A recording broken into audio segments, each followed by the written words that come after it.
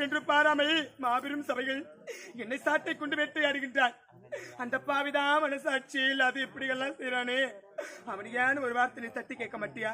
அவன் சொல்றதுக்கெல்லாம் இப்படி தலை ஆட்டுற தட்டி மாடு. நான் தலையை ஆட்டிங்க எடுக்கிறேன், எனக்கு நரம்பு நிக்கல.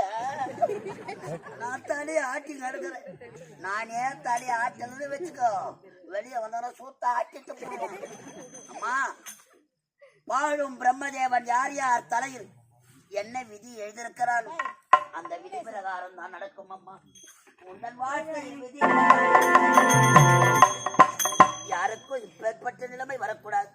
ஒரு நாட்டை ஆளக்கூடிய இளவரசி கரத்திலே ஓட்டை கொடுத்திருக்கிறார். அம்மா, இந்த நாட்டில இருந்தா உன்னை சாகடித்து விடுவான். அரவ காற்றுக்கு துரத்த சொல்லியிருக்கிறார்.